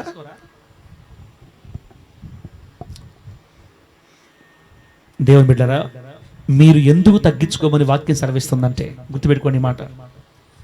భార్యకి శిరస్సు ఎవరు చెప్పండి? భార్యకి శిరస్సు భర్త, పురుషుడు. స్త్రీకి శిరస్సు పురుషుడు అని చెప్పింది వాక్యం. అంటే నీ భర్త లేకపోతే అసలు నీకు తలే లేదు. ఒకసారి మొండెను ఊహించుకోండి, తల లేని మొండెను ఊహించుకోండి. తల, నా తల ఇప్పుడు తీసేసాను అనుకో, ఎక్కడది మొత్తం మొండి అన్న. తల లేకుండా బాడీ పనిచేస్తుందా? తల లేకుండా బాడీ పనిచేస్తుందా? ఈ తల ఉంటేనే చూసే కళ్ళు కానీ వినే చెవులు కానీ మొత్తం కూడా సమాచారం వెళ్ళాలి. ఇక్కడి నుంచి అంతా చేస్తుంది. తల ఆజ్ఞ జారీ చేస్తే దేహం అంతా పనిచేయాలి. ఈ తల కానీ లేకపోతే, శిరస్సు లేకపోతే ఇక ఈ బాడీ పనికిరాదు. అలాగే భర్త లేకపోతే, పురుషుడు లేకపోతే స్త్రీకి ఎలా వెళ్ళాలి, ఏం చేసుకోవాలి జ్ఞానం లేక కొన్నిసార్లు రాంగ్ డిసిషన్ తీసుకొని జీవితాన్ని కాల్చుకున్న స్త్రీలు ఎంతో మంది ఉన్నారు. పెళ్ళయ్యేంత వరకు తండ్రి ఆధీనంలో పెరగాలి కూతురు. భర్త వచ్చే వరకు తండ్రి ఆధీనంలో ఉండాలి. భర్త వచ్చే వరకు ఆడపిల్లకి శిరస్సు తండ్రి, ఆడపిల్లకి శిరస్సు ఎవరన్నా తండ్రి. తండ్రి పెంపకంలో పెరగాలి. పెళ్ళయిన తర్వాత భర్త శిరస్సు అవుతాడు. నిజంగా నీ భర్తను నువ్వు నీ తల శిరస్సులాగా నువ్వు నిజంగా నమ్మితే ఖచ్చితంగా నీ భర్తకు లోబట్టడానికి ఎంత మాత్రం కూడా నువ్వు సిగ్గుపడవంక. తల లేకపోతే నేను ఏం పని చేయగలుగుతా? నిజమే కదా మాట. కొంతమంది భలే అంటారు, విడాకులు ఇచ్చేస్తా, నాకు వాడికి ఇంకో మనిషి దొరికినప్పుడు నాకు ఇంకో మనిషి దొరకదా? అమ్మో, ఏంది? వాడికి దొరికినప్పుడు నాకు దొరకరా? ఊరేం గొడ్డిపోయిందా? వాడికి దొరికింది, వాడి దగ్గర వాడు దొరికింది, నాకు తగ్గవాడు నాకు దొరకడా? అమ్మా, మన తలే మనకు సెట్ అవుద్దమ్మా, అన్ని తల సెట్ కావమ్మా. కాబట్టి బిడ్డారా, ఇవన్నీ మీకు తెలుసు. ఇప్పుడు ఆడపిల్లలు బాగలేరు. ఇప్పుడు ఆడపిల్లల మైండ్ మారిపోయింది. ఇప్పుడు ఆడపిల్లలు నేను సంపాదిస్తున్నా, వాడేది నన్ను అడిగేది. జాగ్రత్తగా ఉండాలి, ఎక్స్ట్రా మాట్లాడకూడదు. వాడు కరెక్ట్గా మాట్లాడితే మేము కరెక్ట్గా ఉంటాం. ఎక్స్ట్రా చేస్తే అసలు వద్దు, విడాకులు, డైవర్స్ ఈజీగా చెప్పేస్తున్నారు ఆడపిల్లలు. ఇప్పుడు రేపు తెగితే అర్థమవుతుంది. కాబట్టి బిడ్డలారా, భార్య ఎందుకు భర్తకు లోబడాలి అంటే భార్యకి భర్త శిరస్సు, స్త్రీకి పురుషుడు శిరస్సు, సంఘమునకు శిరస్సు క్రీస్తు. సంఘం అనే కన్యకి యేసుక్రీస్తు వారి శిరస్సు ఎలాగో భార్యకి భర్త శిరస్సు. శిరస్సు చెప్పిన మాట దేహమంతా వినినట్లుగా నీ భర్త చెప్పిన మాట నువ్వు వినాలి, విని దాని ప్రకారం నడుచుకోవాలి. ఒకవేళ ఏదైనా కొంచెం పొరపాటు చేస్తే మంచిగా అర్థమని చెప్పుకోవాలి. నువ్వు ఎంత జాగ్రత్త కాపురం కట్టుకుంటావో నీ కాపురం అంత గొప్పగా దీవించబడుతుంది యేసు నామములో. ఒకసారి అందరు గట్టిగా హల్లెలూయా చెప్పండి. మనం ఎంత జ్ఞానంగా మన ఇంటిని కట్టుకుంటే మన కుటుంబం అంత జ్ఞానంగా దీవించబడతా. తప్ప నేను చెప్పను, నేను చేయను, నాకు వాడితో నాకేం పని, వాడు నా మాట విన్నప్పుడు నేను ఓడినందుకు ఇష్టగాని చేశారంటే బిడ్డలారా, సమాజంలో పరువు ఉండదు, దేవుని నామానికి అవమానం వస్తుంది. తర్వాత సాక్షి లేని జీవితం ఈ పది బిడ్డలారా. ఇప్పుడు లాస్ట్ మాట చెప్తున్నా, లాస్ట్ మాట ప్రార్థన చేసుకుందాం. ప్రసంగి గ్రంథం 9వ అధ్యాయం 9వ వచనం చూడండి ఒకసారి. ప్రసంగి గ్రంథం 9వ అధ్యాయం 9వ వచనం. ప్రసంగి గ్రంథం 9వ అధ్యాయం 9వ వచనం ఏముందంటే, దేవుడు నీకు దయచేసిన వ్యర్థమైన నీ ఆయుష్కాలం అంతయు నీవు ప్రేమించు నీ భార్యతో సుఖించుము. నీ వ్యర్థమైన ఆయుష్కాలం అంతయు సుఖించుము. ఈ బ్రతుకునందు నీవు కష్టపడి చేసుకున్న దాని అంతటికి అదే నీకు కలుగు భాగం. బిడ్డలారా, ఇక్కడ దేవుడు చెప్తున్నాడు, పురుషుడు చెప్తున్నాడు ఈ మాట. సొలొమోను గారు చెప్తున్నారు, దేవుడు నీకు దయచేసిన ఆయుష్కాలం అంతా నీవు ప్రేమించు నీ భార్య. జాన్పాలన్న భార్యని ప్రేమించమని చెప్తున్నాడు, ద్వేషించమని చెప్తున్నాడు దేవుడు. నీవు ప్రేమించు నీ భార్య. ఈరోజు చాలామంది భర్తలు భార్యల్ని ప్రేమించలేకపోతున్నారు. చాలామంది భర్తలు భార్యలు ప్రేమించడం లేదు, మొదట్లో ఉన్న ప్రేమ చూపడం లేదు. కొన్ని పొరపాట్లు ఉంటే భార్యల్లో కూడా వాటిని సరిదిద్దుకొని అర్థం చేసుకొని అవగాహన చేసుకొని కొంచెం ఐడియా వచ్చే వరకు, వాళ్ళు తెలుసుకునే వరకు ఓపిక బట్టి భర్తలు కూడా భార్యల్ని అర్థం చేసుకొని, అవగాహన చేసుకొని, ఓర్చుకొని పట్టుకొచ్చుకోవాలి. ముఖ్యంగా ఏ భర్త అయితే భార్యని ప్రేమిస్తాడో ఆ భార్యని సహించడానికి ఇష్టపడతాడు. ఒక భార్య మీద భర్తకి ఇష్టం ఉంటే, ప్రేమ ఉంటే, ఆ భార్య చిన్న చిన్న పొరపాట్లు తెలిసి చేస్తుంటే సహించి ఓర్చుకొని పట్టుకోరాగలుగుతాడు అనమాట. భర్తకి ప్రేమ లేనప్పుడే ప్రతి చిన్నది భూతద్దంలా కనపడుతుంటుంది భార్య చేసే ప్రతి పని. అమ్మ ఏంది నవ్వేవు, అమ్మ ఎందుకు అటు తిరిగేవు, ఇప్పుడు దాకా ఏడకు పోయిచ్చావు, అసలు ఎందుకు పోతున్నావు బయటికి అనే ప్రతి దాన్ని మనం భూతద్దంలో చూస్తున్నాము అంటే రాను రాను మన భార్య మీద మనకు ప్రేమ తగ్గిపోతుంది అని అర్థం. ఎట్లరా అట్లాగని భార్యల్ని బయటికి పంపి మన కాదు నేను చెప్పేది. ప్రతి చిన్నదాన్ని దేన్ని అడగాలి, దేన్ని అడగకూడదు, దేన్ని భార్య గురించి మనకు తెలీదా, ఆడపిల్ల గురించి మనకు తెలీదా, ఎందుకు బాధ పెట్టాలి? తల్లిదండ్రులు వదులుకొని మన కోసం వచ్చేసింది మన దగ్గరికి. నీ పిల్లల్ని కానీ నీ వంశాన్ని వృద్ధి చేస్తుంది. అట్లా టామితో ఎంత ప్రేమగా ఉండాలి. ఎట్లారా నీవు ప్రేమించు నీ భార్య అని రాశాడు దేవుడు. నీకు దేవుడు అనుగ్రహించిన ఆయుష్కాలం అంతా నీవు ప్రేమించే నీ భార్యతో సుఖించు, సంతోషించు.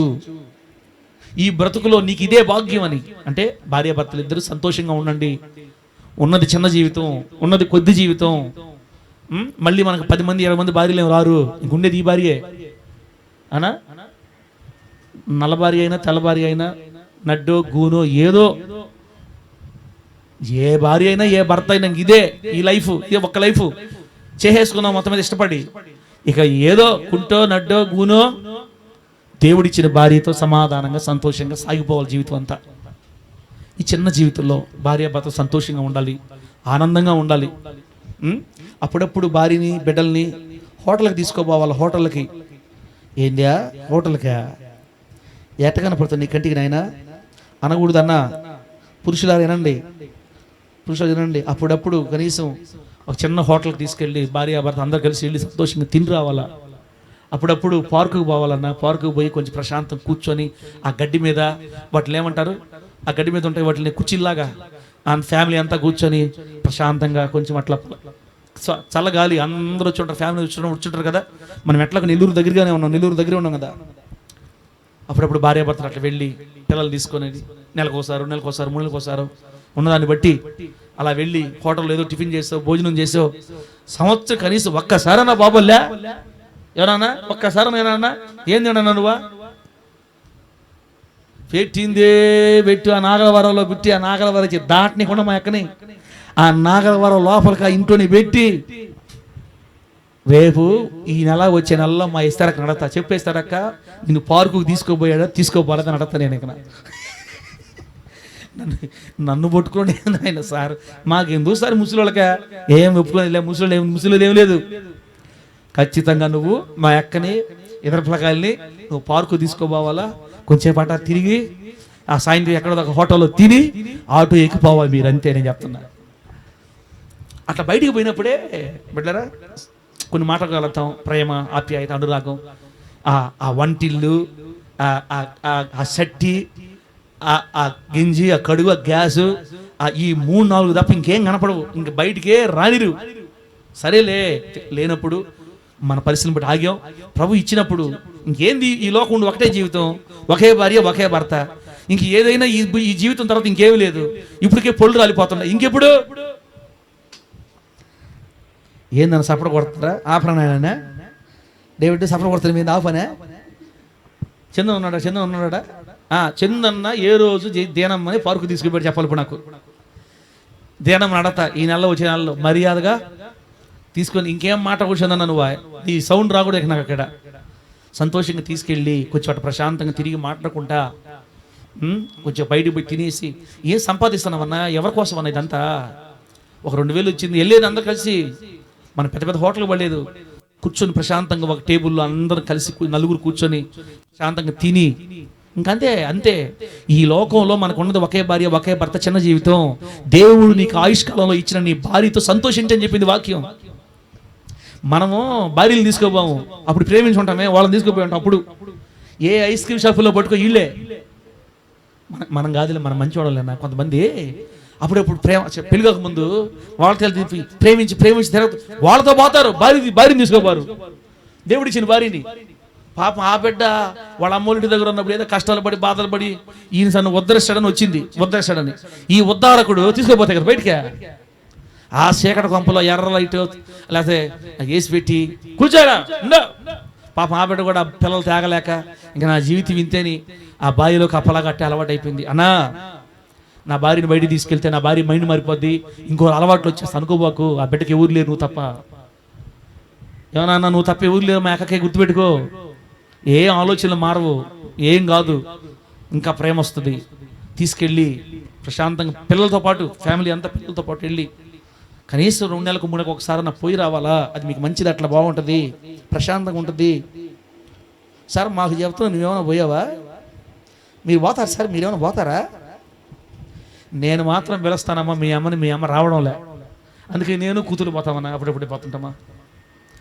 ఈ ఫాస్ట్ అమ్మ పరలోకానికి దగ్గరగా ఉంది, మనం ఏం చేద్దాం దానికి, రా ఫాస్ట్ అమ్మ పోయేట అట్టంటే పారు కన్నా ఈ జనాభా గుంపు కూడే స్థలాలన్నా చిరాకు ఫాస్ట్ అమ్మకి.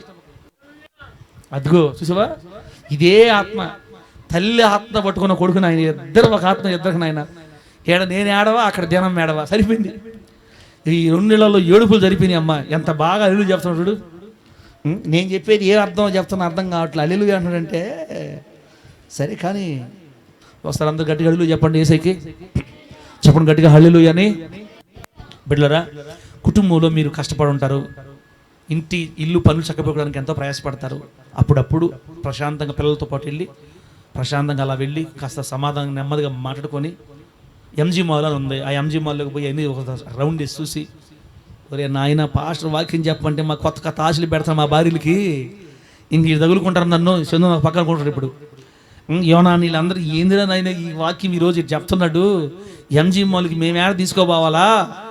అమ్మ అన్నా, మీ భార్యలు, మీకు ఇచ్చిన భార్యలు వద్దు అంటే మీ జుట్టు పడుకు లాగేవాళ్ళు ఏం కాదు, మీకు లోపడేవాళ్లే. కానీ రేపు దేవుడిని ఎక్కడతారు గుర్తుపెట్టుకో. నీ భార్యని వంటింట్లో కట్టేసి పెట్టి ఆ బిడ్డకి గాలి లేకుండా చేసి నువ్వు మాత్రం తిరగతా బయట, నువ్వు రేపు లెక్క చెప్తావు దేవుడికి. చెప్తున్నా, మన లోక సంబంధం వాటి కోసం పోయేది ప్రశాంతత కోసం, నెమ్మది కోసం, అట్లా కొంచెం రిలీఫ్ కోసం వెళ్తే అంతే. ఇంక మళ్ళీ 3-4 నెలలు వాళ్ళ ఇంట్లో వాళ్ళు బాధలు పడతారు. అర్థం చేసుకోండి అన్న, భార్యలు మీలో సగం, గుర్తుపెట్టుకోండి. దేవుడికి ఇచ్చిన భార్య నీలో సగం, ఆమె వేరే మనిషి కాదు, నీలో సగం. దేవుడిచ్చిన మర్మం అది.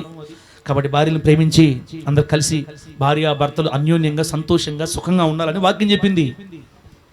నీ భార్యతో యవన కాలంలో నీ భార్య సంతోషించి సుఖించని దేవుని వాక్యం చెప్తే జాగ్రత్త ఉండవల్లే. కాబట్టి భార్యని భర్త ప్రేమిస్తే ఏ భార్య కూడా లోకానుసారంగా ఇష్టపడదు, తిట్టడానికి ఇష్టపడదు. దయచేసి అర్థం చేసుకోండి. ఇంకా ప్రార్థన చేసుకుందామా? ఇప్పుడు దాకా ఏం చెప్పాను ఒకసారి గుర్తు చేయండి నాకు. ఏం చెప్పాను ఒకసారి? ప్రభు నామానికి మహిమ కలుగును గాక. బిడ్డలారా, ఏం చెప్పానంటే నంబర్ 1, భార్య ఎలా ఉండాలి? మేలు. భార్య భర్తకి మేలే చేయాలి, కీడు చేయకూడదు. కోపం వచ్చినా భర్త మీద ఒక్కోసారి బాధ కలిగిన మేలే చేయాలి, కీడు చేయకూడదు. రెండోది, తగువుల్ని ఊరకొక పెంచుకోకూడదు. ఒకసారి అయిపోయిన దాన్ని ఊరకొక గుర్తు చేసుకోకూడదు. ఎప్పుడో జరిగిపోయిన వాటిని మళ్ళా గుర్తు చేసి భర్తను బాధ పెట్టకూడదు. జాగ్రత్తగా ఉండాలి. మూడోది, సుబుద్ధి కలిగిన భార్యగా ఉండాలి, మంచి బుద్ధి కలిగిన భార్యగా ఉండాలి. నాలుగోది, గయ్యాళితనం అస్సలు పనికిరాదు. ఊరికి ప్రతి చిన్నదానికి తగువులు పెట్టుకొని అవమానకరంగా ప్రవర్తించకూడదు. అది భార్యలు జాగ్రత్తగా గుర్తుపెట్టుకోవాలి. గుణవతి అయిన భార్య,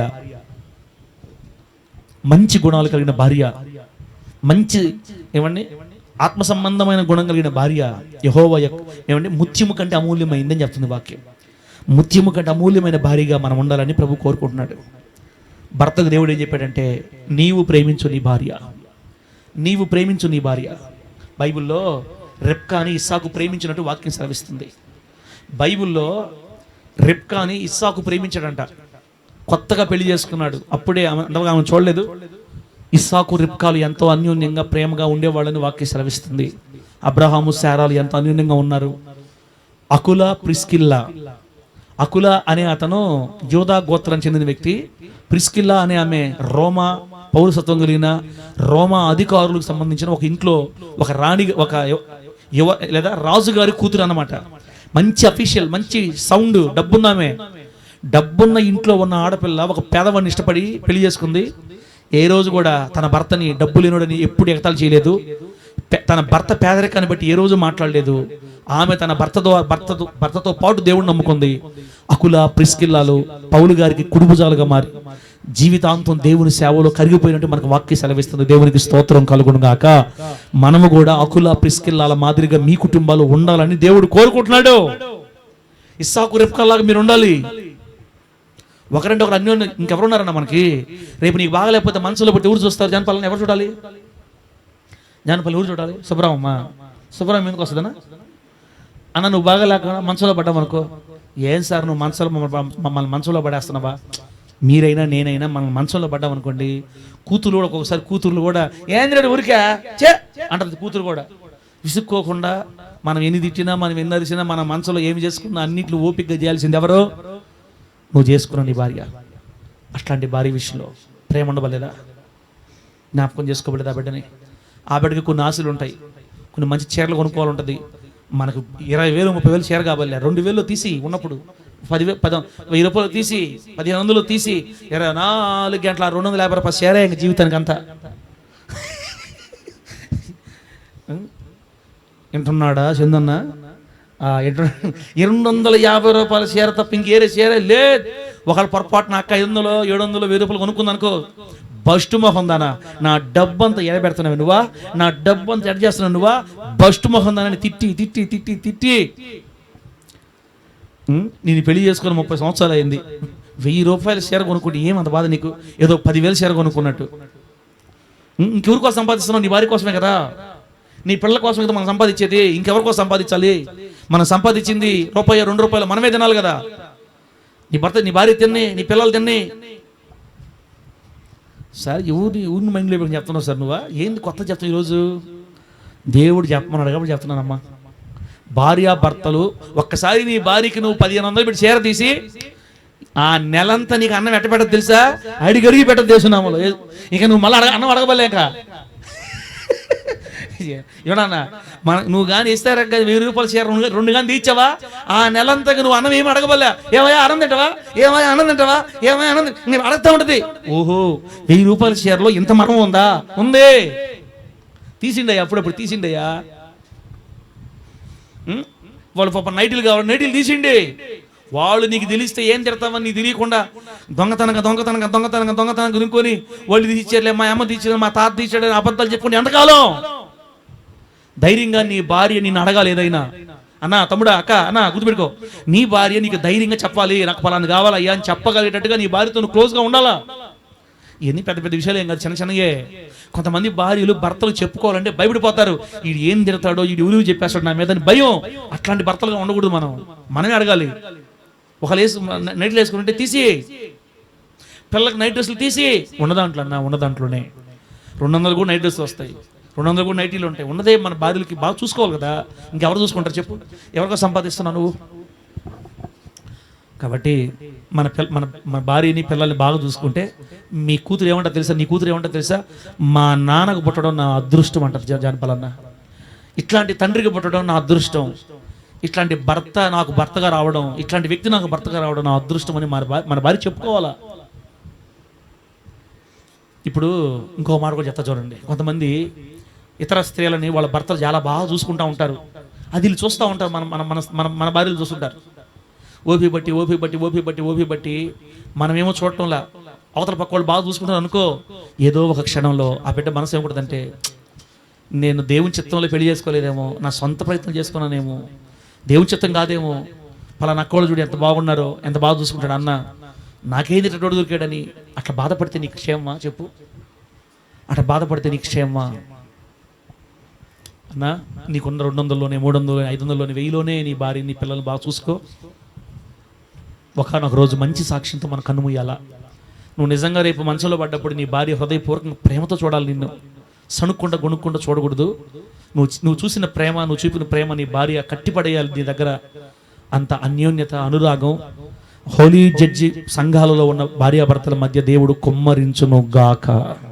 గట్టిగా చెప్పండి హల్లెలూయా. కొంతమంది భార్యలకి సెలక్షన్ బాగా తెలుసు, భర్తలకు సెలక్షన్ తెలియదు ఏ బట్టలు కొనాలని. అప్పుడు భార్య ఏం చేయాలి? భర్తకి మంచి సెలెక్ట్ చేయాలా? అప్పుడప్పుడు భర్త ఇచ్చే డబ్బులు ఒక 50 పక్కన పెట్టి నీ భర్తకి నువ్వు షాక్ ఇవ్వాలి. మంచి మంచి షర్ట్ కొని, ఒక మంచి ప్యాంట్ షర్ట్ తీసి గిఫ్ట్గా. ఇప్పుడు మా యోనాన్న సంతోషపడుతుంటాడేమో, చందన్ కూడా సంతోషపడుతుంటాడేమో. నువ్వు అప్పుడు 50 పక్కన పెట్టి ఒక మంచి లుంగి కాదు ప్యాంట్ కొనా. లుంగి ఎందుకు మనకి? ఇంకా లుంగిలా ఏమన్నా లుంగిలు అవసరం? ఇంట్లో ఉండేప్పుడు లుంగి మనకి, బయటకు వచ్చినప్పుడు లుంగి ఎందుకు? మంచి ప్యాంటు మంచి షర్ట్ కొని, అయ్యా ఈ కవర్ ఇప్పి చూడు ఏముందో అను. ఆ కవర్ తీసి పడిపోవాలి కింద వేసున్నామలో. ఏందమ్మా ఇదే? నేనే తీసాను, నేనే కొన్నాను అయ్యా, రూపాయి పక్కన పెట్టయ్యా. అది కదా, ఒకరికొకరు గిఫ్ట్లు ఇచ్చుకోవాలా. భార్యాభర్తలు ఒకరు గిఫ్ట్లు ఇచ్చుకోవాలా. పాస్టర్ గారు నువ్వు నెల్లూరులో వాక్యం చెప్తుండవా, అమెరికాలో వాక్యం చెప్తుండవా? ఏంది గిఫ్ట్లు ఇచ్చేది? ఇంకా చాలు కానీ. మీ కళ్ళు తెరవబడును గాక, మీ నేత్రాలు తెరవబడును గాక, ఆత్మ సంబంధమైన చెవులు తెరవబడును గాక. నిజంగా మీరు ఆత్మ సంబంధం మనసుతో మీరు వింటే ఈ మాటలు మీకు అర్థమవుతాయి. దేవుని బిడ్డలారా, నేను చెప్తాను కదా, ఒకటే జీవితం. ప్రభుదే చెప్పింది మీకు, దేవుడు మాకు అదే చెప్పాడు. ఒక్క జీవితం ఉండేది, నీ భార్యతో సంతోషంగా సమాధానంగా ఉండు, ఇదే మీకు భాగ్యం అని చెప్పాడు దేవుడు. కాబట్టి భార్యలు నేర్పించకుండా, భార్యలను బాధ పెట్టకుండా అర్థం చేసుకొని జీవితాన్ని సాగిపోవాలి. అకులా ప్రిస్కిల్లాగా బతకాలి మనం. అబ్రహాము శారాల్లాగా ఉండాలి. గొడవలు అసలు గొడవలు ఉండకూడదు. యాకోబు రాహేల్ లాగా ఉండాలి. తర్వాత ఇంకా మంచి మంచి భార్యాభర్తలు చెప్పండి బైబిల్లో. మంచి భార్యాభర్తలు ఎవరు? ఇంకా చెప్పండి అన్న, జానపలనా. మంచి భార్యాభర్తలు ఎవరు? అబ్రహాం, శారా. తర్వాత తగులు లేకుండా ఉండేవాళ్ళు చెప్పండి. తగులు లేకుండా ఉండేవాళ్ళని ఎంతమంది లేరు? సమూయేలు గారు పెళ్ళి అయిందా? పెళ్లి కాలేదా? సమూయేలు గారు పెళ్ళి అయింది, ఇద్దరు పిల్లలు. సమూయేలు గారు భార్యలాగా ఉండాలా. అసలు ఆమె ఏడుందో, ఆమె ఏమి బైబిల్లో లేదు, అయినా వాళ్ళకి ఎప్పుడు గొడవలు రాలా. తర్వాత మోషే గారి భార్య సిపోరా, వాళ్ళలాగా మనం ఉండాలి. మన పితరులు చేసిన భక్తిని పోలిన వారమై చూసుకోవాలి, చేసుకోవాలి. అటువంటి మంచి భక్తి కలిగిన భార్యాభర్తలుగా ఉంటే పిల్లలు దీవించబడతారు, కుటుంబం బాగుంటుంది. అప్పుడు నువ్వు ఒక్క మాట చెప్పినా నిన్ను బట్టి నీకు గౌరవం వస్తుంది, సమాజంలో కూడా నువ్వు గెలుస్తావు యేసు నామములో. ఇంత గెలిచావు కాబట్టి రచ్చ ఖచ్చితంగా గెలుస్తావు బయట. నా ప్రభువైన యేసయ్య మనందరినీ రచ్చ కూడా గెలిపించును గాక. ఇంట్లో గెలవాలి, బయట గెలవాలి, అనేక మంది ప్రభు కోసం పట్టుకోవాలి. మీది ఆదర్శవంతమైన కుటుంబంగా ఉండాలి, ఆదర్శవంతమైన భార్యాభర్తగా మీరు ఉండాలని దేవుడు కోరుకుంటున్నాడు. ఈ మాటలు మనకు ఆశీర్వాదంగా ప్రభు మార్చి వర్ధిల్ల చేయును గాక. కళ్ళు మూసుకోండి, ప్రార్థన చేసుకుందాం. కళ్ళు మూసుకొని ప్రార్థన చేసుకుందాం.